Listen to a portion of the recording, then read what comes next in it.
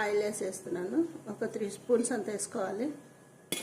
అది కొంచెం నూనె వేడెక్కాక ఆవాలు, నేను జీలకర్ర వేసాను. ఓకే, ఎండుమిరపకాయ, పచ్చిమిరపకాయలు, కరివేపాకు,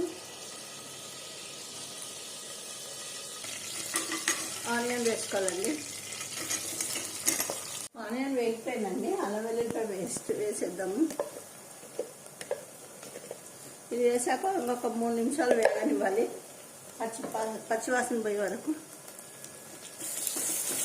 ఇందులోనే టమాటాలు కూడా, అల్లం వెల్లుల్లిపాయ పేస్ట్ వేగిపోయింది. ఇందులోనే టమాటాలు కూడా వేసేస్తున్నాను. పసుపు,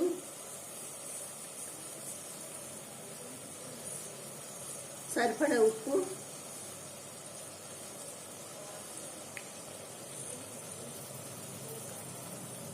కారం వేసేసానండి.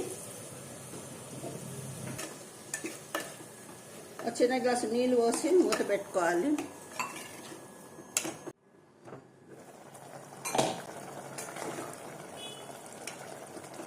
ఒకసారి కలుపుకోవాలండి. ఇందులో మీకు ఉప్పు కారం అని సరిపోయలేదో, కొద్దిగా తగ్గాయని అనిపిస్తే కొంచెం వేసుకోవచ్చు.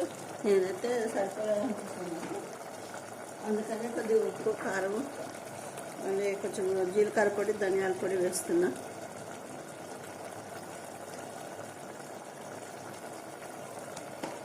ధనియాల పొడి అండి ఇది నేను వేసేది.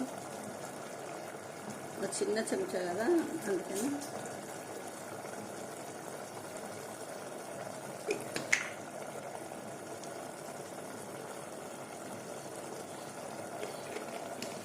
ఎగ్ ఒలిచి పెట్టుకున్నాం కదా, నేను 6 ఎగ్స్ తీసాను. ఇవి ఇందులో వేసేసుకొని ఒక 2 నిమిషాలు, ఒక 5-10 నిమిషాలు ఇలా సిమ్లో పెట్టి మగ్గనివ్వాలి. దీంట్లో పెట్టుకోవాలండి. ఈ రసం అంతా, గ్రేవీ అంతా, ఈ దాని రుచి అంతా ఎగ్స్ పట్టుకుంటుంది.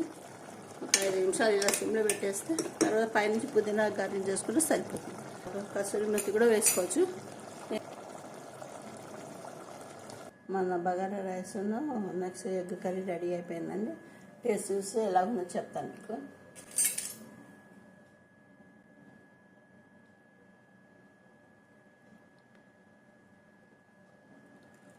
చాలా బాగుందండి టేస్ట్.